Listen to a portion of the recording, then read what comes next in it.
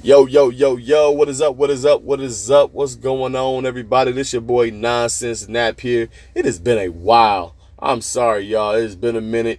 I've been going through some things, trying to get my life together, working, grinding, you know what I'm saying? Staying steady and strong with it, you feel me? That Bears loss that we had, Lord, it hurt me. But this too shall pass. We'll get through this. And we're going to go ahead and go right into it. Manga portion, anime, The Promised Neverland, episode 1, January, presented by Cloverworks. Dope. The animation in this was amazing. Just right now, episode rating 8 out of 10 for me. Animation was dope. I enjoyed it. The way they transitioned in certain visual effects, as far as scanning the room and just rotating, making it seem like you rotating the screen with seeing like different people standing in the same room or standing in the same area to give you a different visual effect. I enjoyed it. I liked it. It gave you a dark type feel in this particular type of anime, and it definitely hit that spot on. The intro was very good. The outro as well was very good. I enjoyed all of this. 8 out of 10 for me. Things that could have been better, nothing really. For me, because I already know what's going on in this particular first episode, because I've read the manga. I still need to get caught up on the last few chapters here, but because I know what's going on, that's why I kind of like bring it down a little bit. And I feel like they gave a little bit too much information in this if you pay enough attention. But they did, and even if you don't know, if you just pay enough attention to what's going on, they're giving you like some very good hints and clues in this early. But even if you don't pay attention to that, just going back to it and seeing it later, it's just like, it's just so dope. So, actually, you know what? I'm going to give it a 9 out of 10. Not an 8 out of 10. 9 out of 10. 9 out of 10. Very good job. I enjoyed it thoroughly. Spoiler warning for those who have not read the manga. Spoiler warning. I'm going to try my best not to spoil a lot, but spoiler warning, just going ahead.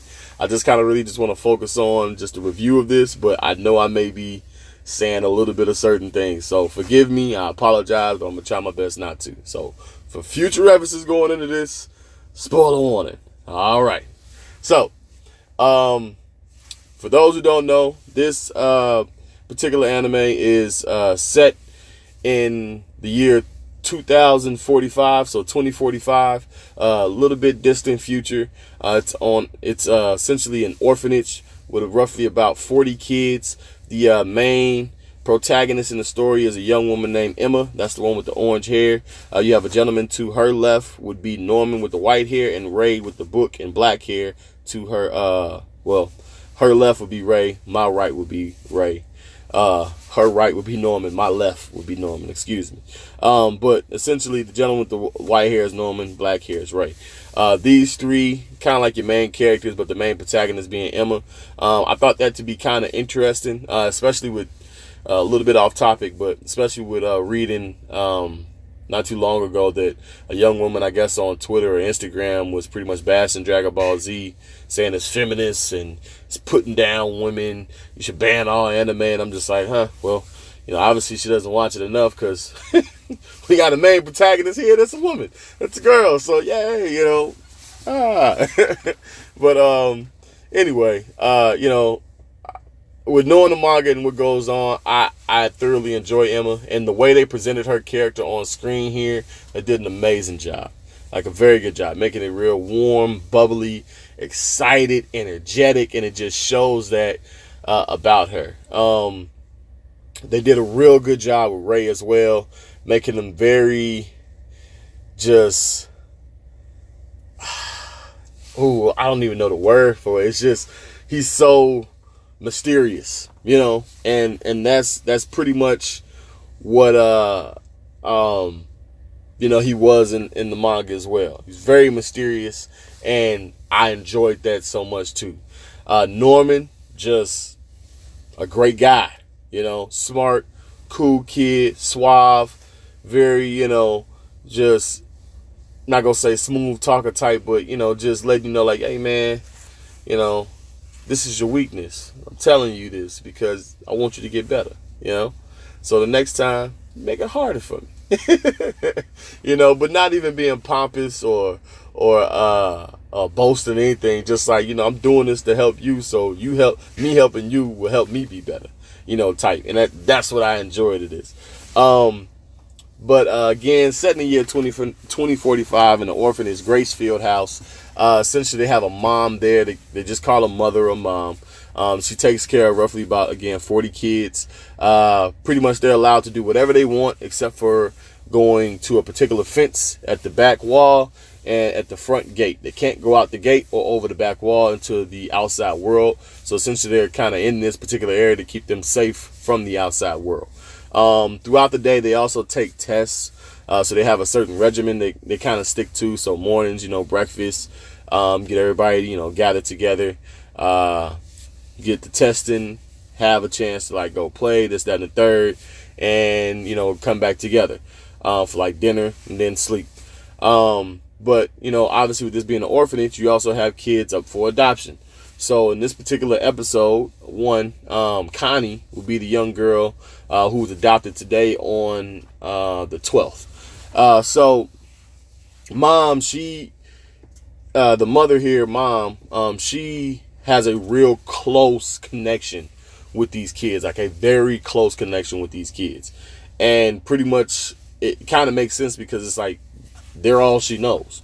They're her mom, literally, like she raised them, she took care of them, fed them, clothed them, did everything for them. So it's just like the nurturing mother there, she has done an amazing job with essentially like taking care of these kids and just warming their hearts and just knowing like, yo, you can trust me, I can trust them type. And here she's essentially expressing to Emma at a particular part in the episode here where she says, the part where you care deeply about your family is like, that's what really, warms my heart. That's what really like, that's the part that I love about you, Emma. And then Emma gives her just a warm smile and just appreciation of it all because it's just, the trust and the care that she has for her mom is just there. At some point throughout the episode, they're kind of expressing like, well, if we were able to get outside, go to the outside world, like, what would you want to do? She said, well, I would want to ride a giraffe. Then she kind of changes her answer to like, well, I would never want to leave. I wouldn't want to leave because, I love it here and I love my mom, so it's just, the connection that she has with her mom is just that tight knit, so her mom is just, especially with Emma, having that connection there, you really get to see, how mom is with the kids throughout, the manga, but just the episode alone and just the trust that everybody has in, mom is just it's just dope to see. It's just like, yo, like the hope and the faith that they have and this lady to be able to, get raised and taught the right information to go out and find a family. It's like, yo, we can do it, and she's getting us to where we need to be type. So it's just dope, but going from there, you can see here, this is the gate. Now early on in the episode, they were younger, so I was like, yo, this is beyond me because they was standing like below the gate. I'm like, how tall, how old was y'all meandering out here towards the end of the forest? You know what I'm saying? But pretty much again, the mom's instructions, what you can see here, you can't go near there no matter what. Like, don't go over this at all. Stay behind it. Don't go near it for your own safety type. And it makes sense. Again, you don't want kids doing too much. You kind of want to give them certain parameters to keep them safe. So, I appreciate that. With being a child before myself, I used to get away with some things, but at the same time, with having, parameters and boundaries, it helps you, molds you in life, so I enjoy seeing that. This here is essentially the devices that they use, look like electronic pens, to essentially go through the course of testing that they have throughout the day. So it's a time test. Some kids actually got through the test. Other kids went halfway Other kids didn't even get that far. You can see the girl here in the red hair with a little bit of frustration on her face, because it's just like, yo, I don't know none of this. But it's kind of dope to see as far as like, again, like the year 2045. So, distant future, having a little bit more advanced technology there. You're seeing them kind of scan these barcodes going across, using this electronic pen to select their answers. Which brings up this particular point for me. Excuse the notifications. Which brings up this particular point for me. No edit, boys. No edit, boys. And again, spoiler warning. If I didn't say it earlier, spoiler warning for those who haven't read the manga. If you, just first time watching, I'm going to do my best not to express or indulge too much, but spoiler warning. Let me go back. With the barcode, they do have numbers on their necks. So essentially it's kind of like a brand in a way. It's also another way of looking at it, just a better understanding, like social security numbers. Just to give you a little bit of understanding on that. But it's just physically on them, so just to kind of like let you know, this number is this person, this number is this person. So when they go through these testing and they're able to see the scores, they just kind of look at the numbers and know like, oh, well, this is so-and-so, this is Emma, this is Norman, this is Ray. And we're speaking of those three, they were the only three to get 100% and finish the test. Obviously, we're getting 100% in this particular test. And they kind of consistently do that. Like every test, they get complete 100% scores, and they do a very good job. Norman is considered the genius out of the three. He's more of the strategist.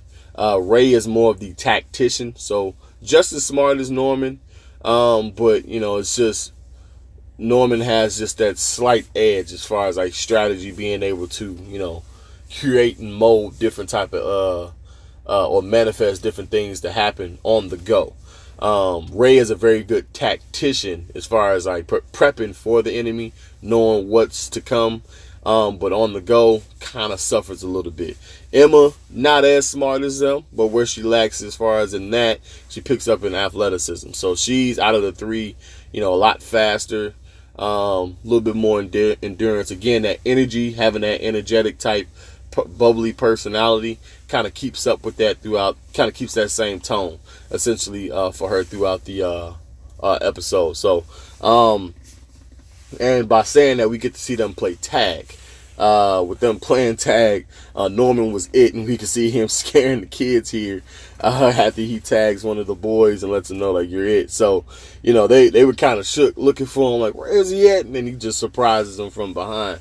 And at a particular point, Ray didn't play. He was just timing Norman, so he's sitting next to the tree with the book. But the gentleman to the left here that's covering majority of the screen, he pretty much expressed to Norman like, yo, I want to play tag with you because you got this 100%. So he was kind of like, feeling a certain type of way. He was in his feelings about everything on it. And the girl next to him is Connie with the bunny here. But as you can see, he pretty much got everybody fairly quickly. Like Norman found everybody fairly quickly. And the only person he had left to find was Emma. After he caught Emma, he let her know her weakness. He let this gentleman know his weakness was that, he's too easily distracted, and he gets easily scared, kind of like abruptly. So, if he figures something out, somebody comes up behind him and says something, that first initial shock of backing as opposed to reacting. Again, like Norman's a very good strategist, so his reaction time is fairly quicker than others. With Emma, she's too trusting. She's too nice. So he caught her by faking tripping over a rock, and she climbed out of a tree to check on him and make sure he's okay. He's like, oh, just faking. Gotcha. So just showing again like how athletic Emma is and how just the strategy Norman has on the go. You're showing the development of the characters early on, and again, I just appreciate them just doing that, setting the tone for that so early in the story. And Ray here, just with a book, tacticians kind of pretty much do just sit in the background, figure things out, make moves, behind scenes. So every now and again they go to the front lines, but more so they kind of behind scenes with things. So it's building the again, just the character development and the growth. It's just showing you everything that's going on initially, with each character, the main characters going forward. So excuse me. Connie gets to a point to where, this is her day for adoption. So later today, she gets adopted, and this is where in the manga, because I'm just like, everything's so good, everything's too warm, everything's too nice.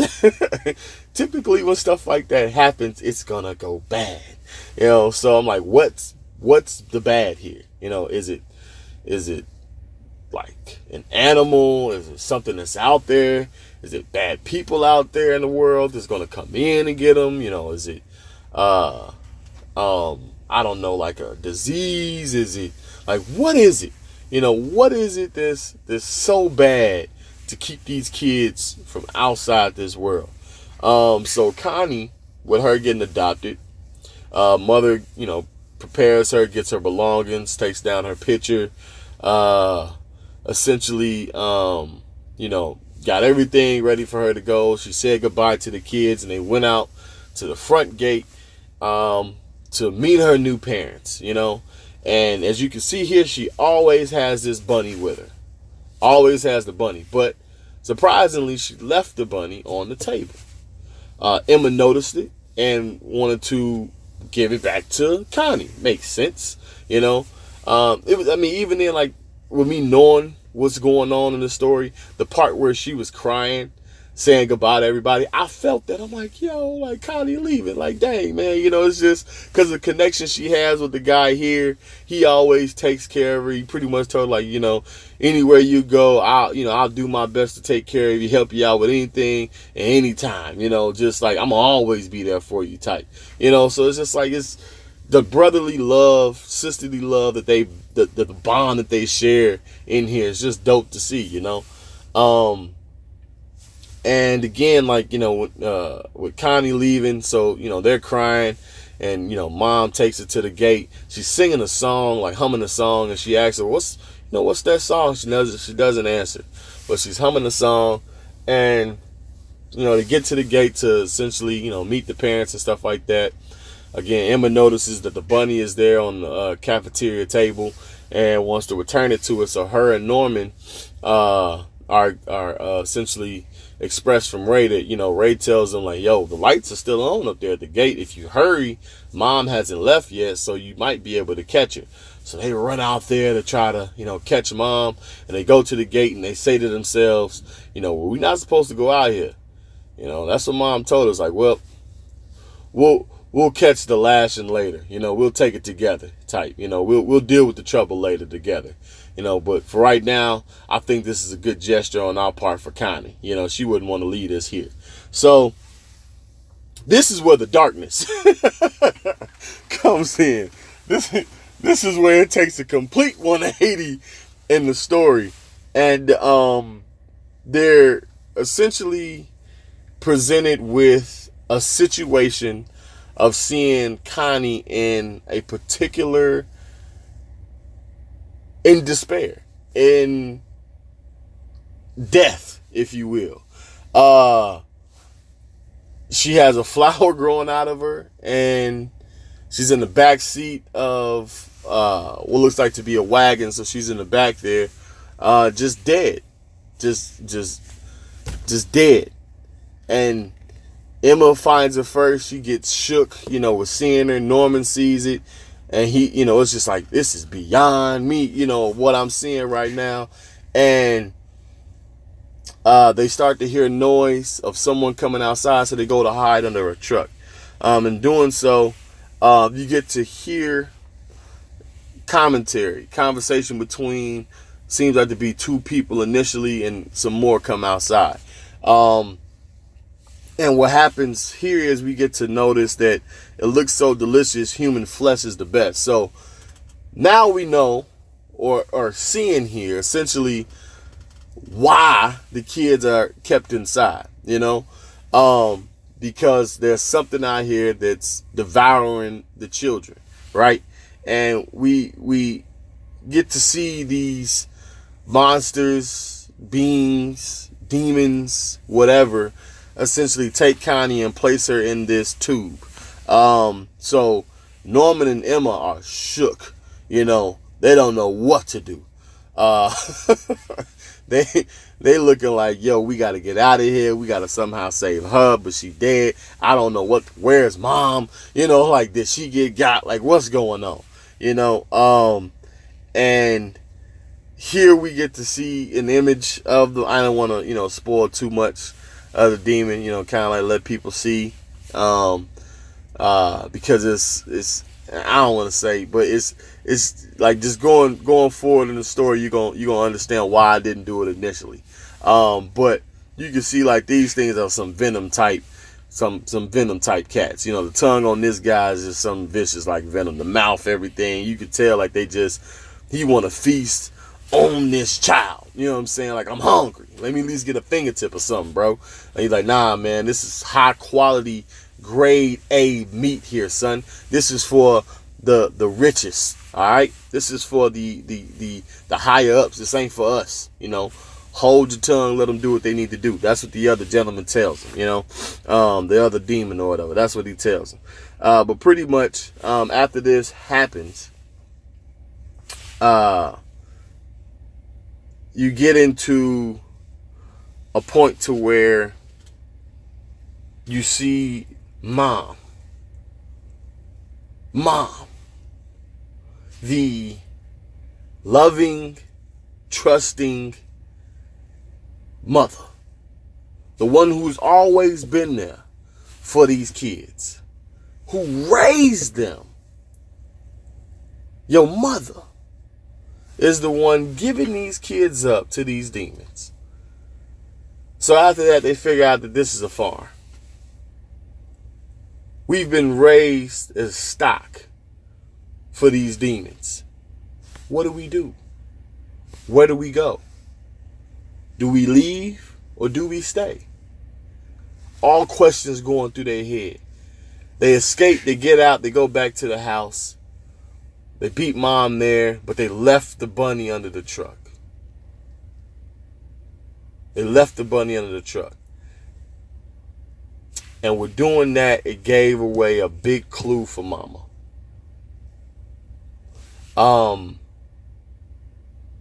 It just the way in the animation, the way they did it, just with you see Emma and Norman in the bedroom talking to themselves, sitting right next to the bed, just like processing everything, essentially like trying to come up with a plan of what to do on how to escape. And then they pan back to mom holding the bunny, and it's just that alone, it just made more of like this ominous, dark feeling just come over me, like, yeah. Even though I know what's going on, just the way they did it, I'm just like, yo, it was a great job, But pretty much, she was expressed to get the three of the kids ready, and the three would be the top three: Norman, Ray, and Emma. And here you can say she says understood. So that prime A1 cutlet, or if you with the Food Wars, that A5. they want that top tier, telling them to get it ready. She said understood. So I'm excited, with this first episode, because again, this first arc is really, really good. Like really good, and I think a lot of people are going to appreciate it. But yeah, man, I know I talked a lot on this. I didn't want to share too much information on it. I expressed the episode for those, even if you didn't want to see it, you kind of just listen to it in that regard. But watch the episode, man. Keep watching it. Tune in. Feed your soul onto this anime. because it's really, really good. If you get a chance, check out the manga. Again, done by Cloverworks. As far as the animation, they did a very good job. But that's all I got, man. Like, 9 out of 10, man. 9 out of 10. I'm not gonna tell you the parts again, like the particular instances to was giving away some things. That's the only thing why I can't give it a 10 out of 10, because I know, and I'm just like, y'all giving out info that y'all can't be giving out like that, but I understood why, to essentially further along the story and help the watchers, essentially the audience understand and know what's going on in the story. So they kind of had to. But I again, great job. Animation was amazing. The dark feel and everything, they just did a wonderful job. So like always, it's your boy Nonsense Nap signing out. Always remember, this the channel is gonna bring you content, whether truth or lies, your discernment to know if it's fact. But hey, man, it's always fact because it's coming from Nonsense Nap. You feel me? Peace out. One love. Be safe out there. Peace.